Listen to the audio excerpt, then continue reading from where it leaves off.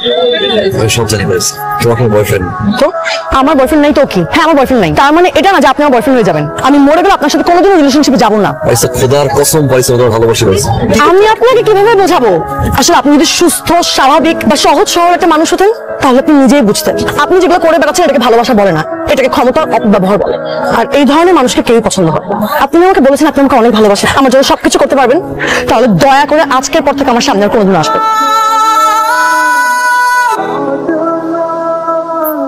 ভাই অনেক তো হয়েছে, আর কত? আপনার চিন্তা আমাদের কারো ঘুমায়, সারাক্ষণ বুকের মধ্যে নিষ্পিস করে। ঢাকা শহরে টপ 10টা বিগ শটদের মধ্যে একটা বিগ শটের ছেলে ভাই। যেই আপনি ভাই অডি, বিএমডব্লিউ, মার্সিডিজ ছাড়া চলাফেরা করেন, সকালবেলা একটা ব্র্যান্ডের কাপড় পরেন, দুপুরবেলা আরেকটা ব্র্যান্ডের কাপড় পরেন, আর রাত্রেবেলা আরেকটা ব্র্যান্ডের কাপড় পরেন। তো 5 স্টারে যে আপনি খাওয়া দাওয়া করেন, সেই ভাই আপনি রাস্তার থেকে লুঙ্গি গেঞ্জি করে পছন্দ। আমরা এগুলা লইতে পারতেছি না। আর একটা বার সুযোগ পান ভাই, আমরা 3 জন মিলে ডিসিশন দিয়েছি, পারিসাবা করে যে করে হোক আপনার করে দিচ্ছি।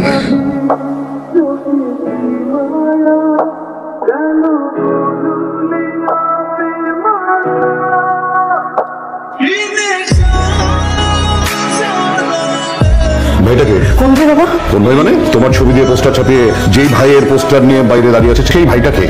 বাবা ওই যে সিরাজুল ইসলাম আছেন না, ওনার ছেলে ফারহান প্রায় আমাকে। হ্যাঁ বুঝতে পেরেছি, কারণ সিরাজুল ইসলাম এবং তার ছেলেকে এই শহরের সবাই চেনে। মানে ভালো লোকরা চেনে না, খারাপ লোকরাই বেশি চেনে। সেই ভাইয়ের সাথে তোমার কি সম্পর্ক? না বাবা, ওর সাথে আমার কোনো সম্পর্ক নেই। সম্পর্ক নেই মানে? আমি তো বুঝলাম না, সম্পর্ক নেই বলছো আর তারপরেও ছেলেটা তোমার ছবি ছাপিয়ে পোস্টার ছাপিয়ে একদল ছেলেকে বাড়ির বাইরে দাঁড় করিয়ে রেখেছে। বাবা বিশ্বাস করো, ওর সাথে আমার কিছু নেই। আমি বিশ্বাস করলাম, তোমার সব কথা আমি বিশ্বাস করলাম, কিন্তু বাইরের মানুষকে কি বলে বিশ্বাস করাবে? তাদের কি বোঝাবে তুমি? আজকে বাড়ির বাইরে পোস্টার নিয়ে দাঁড়িয়ে আছে, 2 দিন পরে বাসার ভেতরে ওই অস্ত্রগুলো দিয়ে আসবে না, তার কোনো নিশ্চয়তা আছে? তখন তুমি মানুষকে কি বলে বোঝাবে? যে ছেলেটির কথা তোমাকে বলেছিলাম তার সাথে আমি তোমার বিয়ে ঠিক করছি ইমিডিয়েটলি। তুমি মানসিকভাবে তৈরি থাকো। বাবা এখানে আমার যাও। আসসালামু আলাইকুম সম্মানিত সভাপতি, আমার দলের নেতা কর্মীরা, আমি জানি আপনারা সবাই ভালো আছেন। আপনাদের ভোটে আমি পরপর 3বার নেতা নির্বাচিত হয়েছি, সেজন্য আপনাদেরকে ধন্যবাদ। আপনাদের এই ভোটে আমার বাপ দাদা 14 পুরুষ নেতা নির্বাচিত হয়েছিল। আমি জানি আমার পরেও আমার উত্তরসূরি থেকে আপনারা নেতা নির্বাচিত করবেন, আপনাদের সেবায় নিয়োজিত করার সুযোগ দিবেন। এই আমার উত্তরসূরিও চলে এসেছে। আগামী 20 ফেব্রুয়ারি ঠিক রাত 9টার সময় বিয়ে, আপনাদের সবার দাওয়াত, সবকিছু অ্যারেঞ্জ করেন।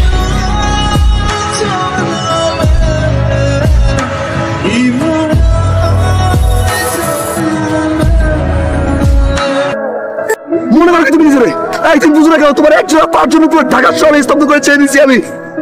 4 কোটি মানুষের ভিতরে আমি একজোড়া পা বের করে নিয়েছি আমি এই ফারহাদ এতটা ভালো আমি তোমার বাসছি যে পুরো ছায়ার মতো তোমার পাশে থাকছি, কারণ তোমার দেখলাম এই জায়গা ঠান্ডা হয়ে যায়।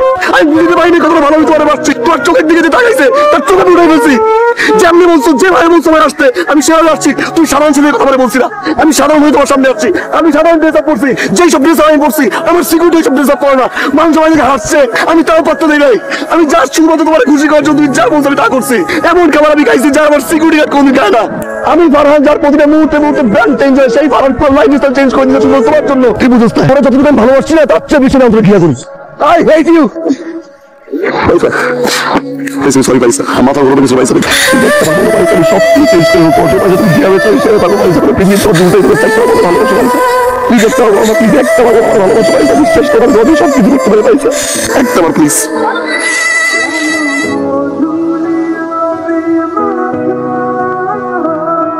যাই তুমি বলবো না, তোমার তো আগুন দিয়ে দেখাইতে হবে যে এই ফারহানাও পিছিয়ে করতো, তাই না? এই ফারহানকে পাত্তা দেয় নাই, আমিও বলে রাখলাম আমি ফারহান, আমি ফারহান। তুমি 20 ফেব্রুয়ারি বিয়ে করবো না, ওই 20 ফেব্রুয়ারি আমি ফারহান বিয়ে করবো। 9টার সময় করবো না, একটা সেকেন্ড আগে আমি করবো, একটা সেকেন্ড আগে হলেও তোমার আগে আমি বিয়ে করবো এই Farhan. I promise to you, I promise to you.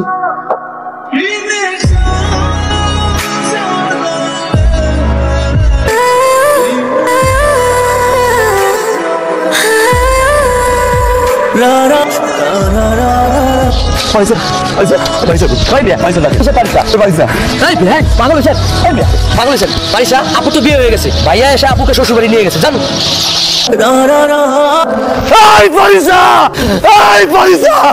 তুই কেমনে বিয়ে করলি? কেমনে তুই বিয়ে করলি? আমি জিত করে কইছি আমি বিয়ে করবো, আমি বিয়ে করে কথা জিত করে বলছি। তুই একটা করবি না, খোদার কসম আমি সব কিছু পারবো, খোদার কসম।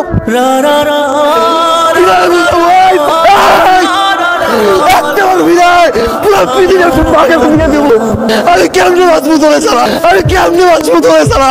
আমি তোরা বুঝতে পারি নাই কতটা ভালো আমি কারে বুঝাবো আমি কেমনে মারবো আজকে রাতে তোরা একজন বউ করে রাখবে এই বারিসা বারিসা বারিসা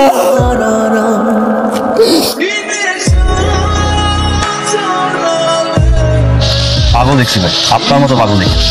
আপনার ভালোবাসার পাগলামের কাছে আমি হেরে গেছি, বিয়েটা করতে পারলাম না।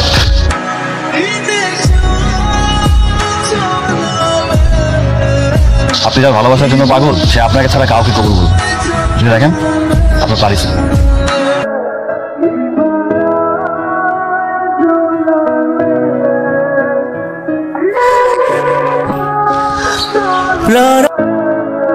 কি ভাবো থাকে তুমি নিজেকে?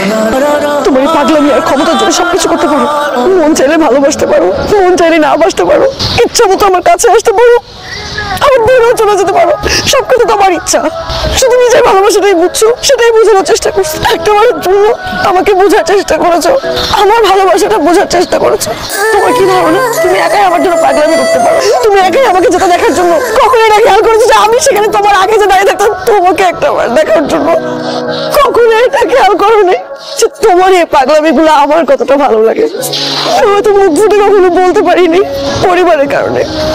সেটা যে কত বড় একটা কষ্ট তুমি কি বুঝবা? একটা মেয়ের কতটা কষ্ট হয় সেটা তুমি কিভাবে বুঝবা?